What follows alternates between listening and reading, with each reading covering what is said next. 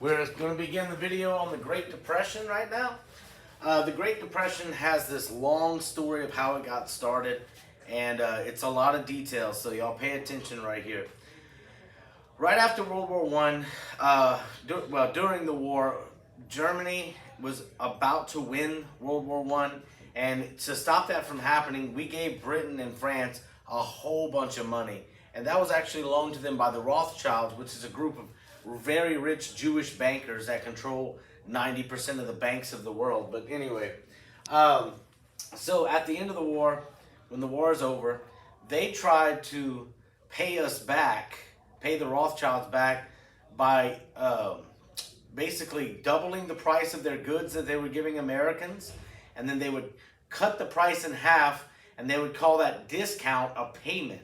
So to stop that from happening, America raised our tariffs, our taxes on imports. That's what tariffs are. We raised our tariffs on British and French goods, and in response, they raised their tariffs. And when that happened, there was basically no trade that was happening between us, Britain, and France. And so trade began to collapse, and America had just retooled its factories after World War One. We were making more stuff in America than anywhere else in the world, but those goods were stacking up in warehouses.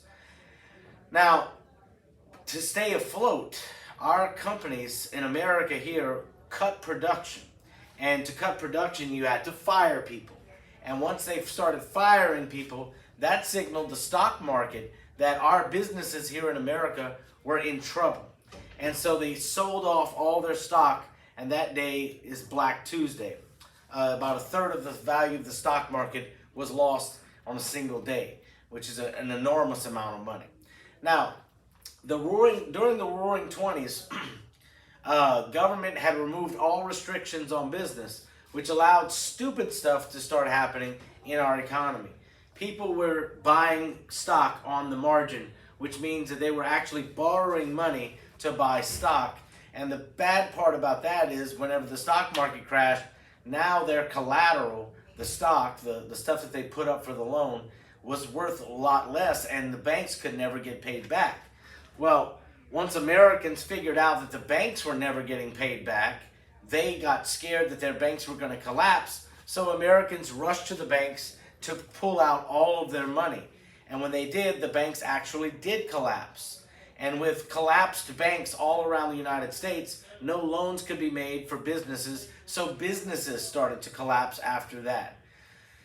Adding to this, making it worse, the stock market in the 1920s, the people that were actually giving out loans to buy the stock at the bank, those people were paid on commission. So the more loans they gave out, the more money that they took in for their commission.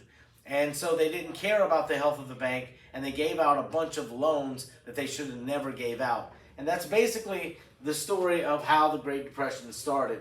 So on October 29th, 1929, this is called Black Tuesday, collapse of the stock market. During the Roaring Twenties, the stock market was a source of quick wealth. Speculators bought stock on credit or margin and paid back their debt after the value of their stock had increased. Okay, banks loaned money to stock speculators who bought stocks at inflated prices, and when the market value crashed, they couldn't pay back the banks. Consequently, the bank depositors lost their money when the banks collapsed, causing frantic depositors to try to get their money out, and the economy as a whole collapsed. Okay, let's see. All right, part of the problem was that industry had overproduced following World War One, and they couldn't actually sell those goods in Europe because of the tariff wars. And another problem was that we didn't understand that there was such an unequal distribution of wealth in the 1920s. So the rich people were really rich and the poor people were really, really poor. What role did U.S. banks play in causing the Great Depression? Well, let's see. They made many large loans to speculators. That is the answer right there. They gave large loans out that they should not have done because they were buying on credit. All right. Although the number of Americans invested in the stock market grew during the 1920s, it was still a relatively small percentage of the population. What immediate effect did the stock market crash of 29 have on the majority of Americans who had not invested in the stock market? Okay, so what was the immediate thing here? It made them doubt the banking stability of the stability of the banking system, and because of that, they all withdrew their money at the same time, causing the crash of the banks. Okay, the stock market crash of 1929 led to the failure of thousands of businesses because the banking industry collapsed. Okay, that is the next one right there. All right, moving on. As the economy began to collapse, millions of people lost their jobs. Unemployment went from 1/4 of the workforce to about 13 million workers. That's a terrible number. In urban areas, many were evicted from their homes, and whenever they got evicted from their homes because they couldn't pay the rent, they would actually go and gather up garbage, and they made these garbage towns or shanty towns called Hoovervilles. And they named them Hoovervilles because the President of the United States, Herbert Hoover, insisted on doing nothing to help the people. So they blamed Hoover for the poor economic recovery, and because of that, they named them Hoovervilles. To compound that problem, we have the Dust Bowl. At the same time, on the Great Plains, it did not rain for 10 years, which destroyed the ranching and farming businesses on the Great Plains. Thousands of farmers left their land and moved west to California. The term Okies are first referred to migrants from Oklahoma, but was soon used for all immigrants. Farmers had it worse than anybody else in the Great Depression, especially if they lived on the Great Plains, because their only two options to make a living, which is farming and ranching, were no longer possible because of the Dust Bowl. All right, here we go.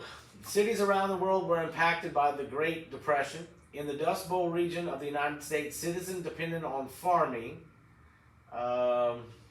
suffered the most due to the lack of alternative job sources. We just said that. Okay, so as things went on, things got worse. President Hoover, Herbert Hoover, did nothing until it was time for re-election in the next year, which, let's see, that's going to be, what is that, 1932, okay? So in 1932, there was going to be another election. This time it's going to be Herbert Hoover versus the new upcoming Franklin Roosevelt. And Herbert Hoover knew that he had to do something. So he did a couple of things that didn't really work. Number one, he doubled down on the stupid tariffs. He raised tariffs on all other goods, making goods in America more expensive, and people were forced to buy American products. But it didn't export all of our goods to other countries, so we couldn't get rich that way. Trade shut down even farther. And then we had a couple of big, massive public works programs, the most famous of which is the Hoover Dam. Okay, but the Hoover Dam only covered about enough jobs for 1 week worth of losses in the economy. All right, toward the end of his presidency, how did Herbert Hoover try to address the issue of rising unemployment? Let's see, a limited number of public works programs. Hoover Dam, okay, the Hoover Dam. All right, next. President Hoover's decision to give federal aid to people during the Great Depression resulted in what? Let's see.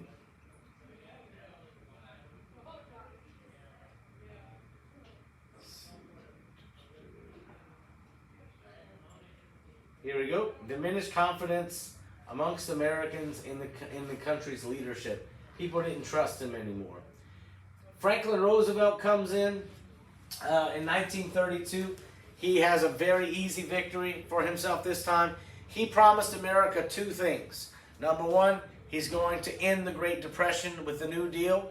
And number two, he's going to let Americans drink again. So we're going to repeal the 18th Amendment with the 21st Amendment. And remember, you have to be 21 to drink. And the 21st Amendment gave us our right to drink back. All right, the New Deal. Once sworn in, okay, he had to immediately fix the problem. That was what he promised to do. So he gathered the smartest people in America to come together in what he called his brain trust. And his brain trust was a brain monopoly. and they sat down and they figured out how to make America great again. You know, how to make America's economy come back. And what they came up was a program called the New Deal, which they unleashed during the first 100 days of his presidency. The New Deal had 3 R's: relief, recovery, reform. Okay? Relief programs focused on giving people money. Okay? Recovery, the economy is what needed to recover. And reform is we're going to change the law to make sure that a Great Depression never happens again. So here we go, y'all. We're going to go through each one. We just did with that one. Okay, one of the big, strong programs in the reform package was the Federal Deposit Insurance Corporation. And the way we need to look at this, y'all, the federal government is going to insure your deposits. So the next time you go to get your money out of the bank, it will be there. Okay? The government has the power to print money, so they can make sure that your money is there. Every bank account today in the United States has to pay a little fee to the FDIC for them insuring your bank account. All right, which goal was the primary purpose for FDR's New Deal programs? Why do we have the New Deal? And it's going to be, let's see, to lead America to eventual economic recovery. That is the purpose of it, to end the Great Depression, in other words. Y'all, this is a super question. This is one that's going to end up on your final as well.